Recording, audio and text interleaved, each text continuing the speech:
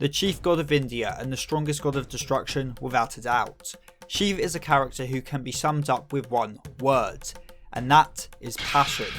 A god who can find fun in any situation, but when the time calls for it, can fight to win in the name of all those whose dreams he stepped over to reach the heights he did. Of course, that's what we shall explore today. So if you find yourself entertained at any point during the video, then consider liking, subscribing and ringing that bell. Anyway, on with the video. Shiva is first introduced in chapter 1 of the manga, when we witness the gods voting on the future of humanity, his first spoken words in the series being in favour of the destruction of mankind. His main reason for this being that guiding them is a pain in the ass. In other words, he is too lazy to do his job as a god, which, as we will soon see, is a very apt first impression of Shiva.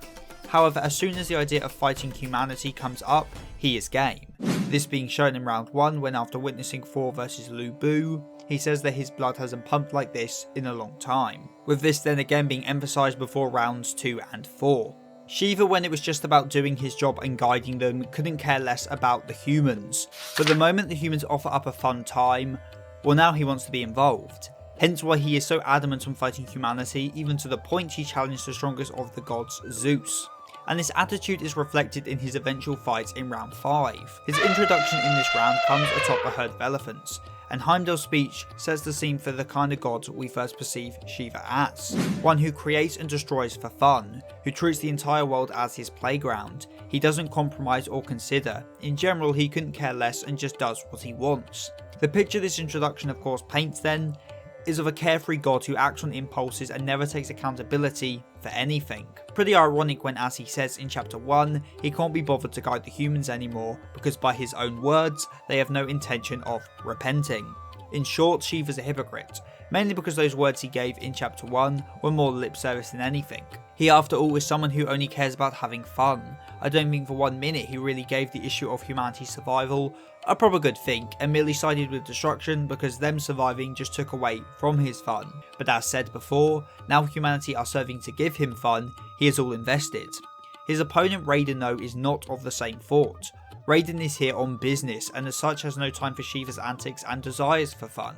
Raiden sees this as nothing more than a mission, a fight to win for the sake of those he swore to protect, a complete contrast to Shiva who just wants to have a fun time. This is why Raiden starts the match before Heimdall even gives the go with a drop kick, because he intends to end this match as soon as possible.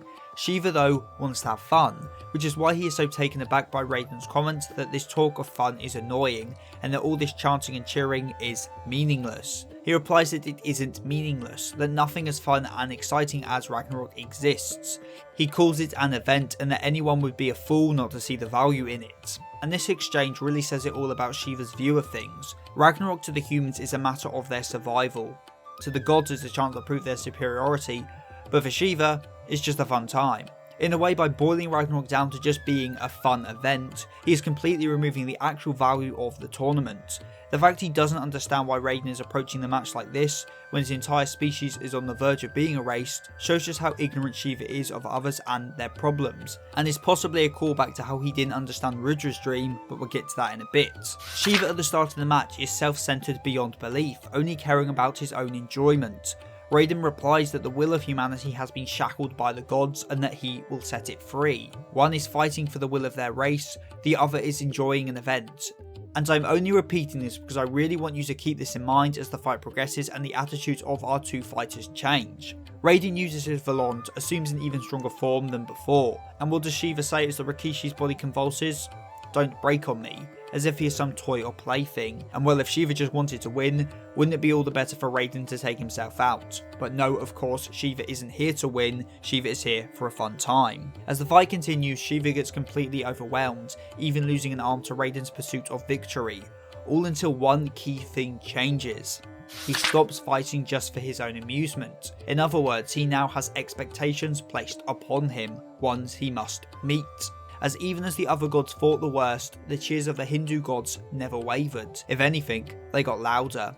The 1116 gods of India were all in his corner, and with their words of praise behind him, he was now no longer fighting for just his own selfish amusement, but for those 1,116 gods too. Hence why his fist got heavier, because it houses the spirits of those other gods. Much like how Raiden, by fighting for humanity, fighting for others, got a power up, so now did Shiva. And as such, the two fight as equals, back and forth, matching blows. They both, due to fighting for the same reasons, had become equal in power, and by fighting someone who was fighting with all their heart, Shiva was reminded of someone who like Raiden fought with conviction, and someone who like Raiden could get Shiva's own blood boiling. As we learn in this flashback, Shiva was once an unknown god. He spent his days relaxing and dancing without a care in the world, while at the same time his partner and best friend Rudra spent all his time training to get stronger. One was lazy, the other proactive, but even so, both were friends. When Shiva wanted Rudra to dance with him, Rudra of course would dance, and when Rudra wanted Shiva to back him up in protecting the nearby village, Shiva of course helped out. When Rudra asks Shiva what he wants to do, Shiva says to become the king of dance, something which he sees as easy. But this answer also says a lot more than just that, because as Shiva says earlier, dancing is nice because it gives you an empty head. It's the ultimate way of not having to face challenges or adversity. It is the easiest, most relaxing of activities. Shiva simply wanted a life without change, one where he could do what he already does. There is no need to grow through challenges or adversity. He is content with just relaxing the same way he always has. Little ironic when he is a destruction god. His dominion is over the act of change. In short, Shiva has no drive or hunger for anything more. And that's why he laughs at Rudra when he says he has a dream, because Shiva genuinely cannot understand what it's like to want something that bad, to not be content with how things currently are. Shiva for that reason had no interest in pursuing Rudra's dream, he saw no merit in climbing the mountain, but because Rudra wanted to do it, well of course he would too. That is the strength of their friendship for one another. As they summited the peak and defeated all other gods in their way, Shiva always had a smile on his face. He did it for the fun of it. He did it to spend time with his friend. But once they made it to the top, there still was one more opponent left to face. Shiva tried to ignore it even as Rudra pressed him on the matter, because for Shiva, so far all there had been was a fun journey with his friend. He didn't want it to progress anymore because he didn't want it to go from something fun to something serious. He just wanted everything to stay the same. Just him and his best friend as equals, just two pals having fun. But despite what Shiva may have wanted, change comes to all. Rudra had defeated the god of preservation, a sign that he wanted to change the status quo, to change his life, to see if he could truly be the strongest god of India, or to see if he'd failed trying. And so the two friends fought. Shiva didn't want to. He didn't want it to escalate from just fun to something of meaning, and that is a flaw of his, that he refuses to accept there is more importance to things than just how fun they are. This dream meant everything to Rudra. Shiva knew this, but even so he didn't want to go all out. He was simply scared of it, of Rudra's dream, and how something could mean so much to Rudra. He just didn't understand it. That fight was both fun and painful for Shiva. He kept hoping Rudra would stay down. He didn't want his friend to die trying to win. He didn't understand why he had to keep fighting, why he wanted to win so bad. He never understood dreams. He says as much himself. He didn't give it his all because he was too scared to, but by doing so, by not ending the fight properly, all he did was make his friend feel sorry. By pitying him, he gave him a loss worse than death. And it was all because he didn't take it seriously, because he didn't understand the weight of his friend's dream, and that by showing pity to him, he was trampling all over his dream. In a way, Shiva had finally become a god of destruction, and it's through destroying the dream of his friend. It's why Shiva asking about Rudra's dream in confusion is so powerful, as the dream he is speaking about is the one he crushed with his own hands. Shiva always had the power to attain the title of the strongest, but he didn't care for it. He didn't have to train like Rudra, he just spent his days in peace. And as such, when Rudra realised he couldn't defeat Shiva, and that Shiva wasn't even going all out, that Shiva was going to let him win, it saddened him. But even so, he was proud of his friend, admitting to him that he was above all of them. And so Rudra asks Shiva a simple question. Will he become the ruler of India? Will he fulfill his dream for him? And Shiva, of course, accepts. He takes on Rudra's tattoos, a physical representation of the dream he has been handed over, a constant reminder of his friend, the man who pushed and dragged him to this great peak. He trampled over the dreams and ambitions of all the other gods of India to make it this far. but now having taken on Rudra's dream, he started to understand things, and so now bears the burden of not just Rudra's dream, but the will of all 1,116 gods they had defeated. His fist held the wills of everyone that got him to this point, and that is a burden he bears as the strongest god of India. He became the strongest, but lost his friend. His friend had a dream, one he put his all into accomplishing. Shiva meanwhile just tagged along for the fun of it. The drive between the two was different, and then when it got serious, Shiva didn't have the courage to match Rudra's drive. To be beaten by your friend when he doesn't even have his heart in it, it must have been so painful for Rudra. However, they were friends, and so they didn't hold malice for one another in their hearts. Shiva held his friend's dream as he ruled as the head god of India. It was now his burden to carry. He inherited it, and now he had to live up to it. He learned from this experience to value dreams. He doesn't compromise his desire to have fun. He says as much at the start of the fight, but he now fights seriously when he has to. That is what the cheers of the other Hindu gods reminded him of. By hearing the cries of support of his friends, Shiva realised that this fight is just like that one on the summit. That this isn't fun and games, that to not fight seriously is to once again make a big mistake. As he says he has the hopes of all 1,116 gods behind him, he is honouring his friend's dream as the top god, and he will fight in accordance with it.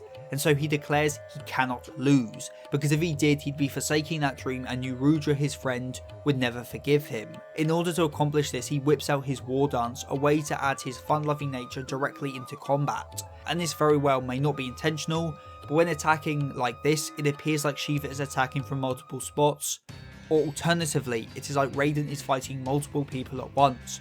Possibly a bit of symbolism for how he is fighting with the wills of the other Hindu gods within him. The fact this move also makes his body literally overheat is a nice bit of symbolism for how hot his passion is burning. Now he has a reason to fight beyond just fun. However, by using this heat to burn Raiden, he also sets his opponent's heart alight. When Shiva had his arm crushed, he got serious, and when Raiden had his chest split open, he smiled. Shiva, by fighting in a way that was both fun to him but still held meaning, inspired Raiden to have fun too. Raiden until this point was not fighting as a sumo, hence the drop kicks, clotheslines and closed fists. Raiden equated sumo with having fun, and since he was just fighting to win, he didn't fight as a sumo.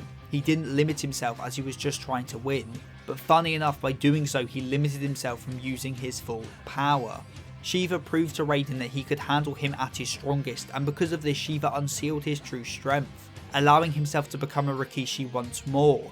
He had no fear of being a bully, and so could go all out and for the first time fought like a sumo. In the same way Shiva got stronger by dancing because he now had a reason alongside his fun, Raiden got stronger by fighting with just sumo, because he now understood that he could have fun alongside his reason for fighting. Something which brings Shiva a lot of joy, as like before when he fought Rudra, he was now about to have a ton of fun. As they fight, Raiden completely destroys two of Shiva's arms. And although again this may be a bit of a reach, this could be Raiden making Shiva understand him, since as stated earlier in this match, you get to know someone through exchanging fists, and by being brought down to two arms like a human, Shiva is now being able to better understand Raiden's perspective. I don't know, that might be a reach, but I feel there is definitely something to Raiden losing two arms here, I just don't know what it is. Yet even with two arms gone, Shiva still looked forward, because behind him calling out in support was Rudra, and in his fist was his best friend's will.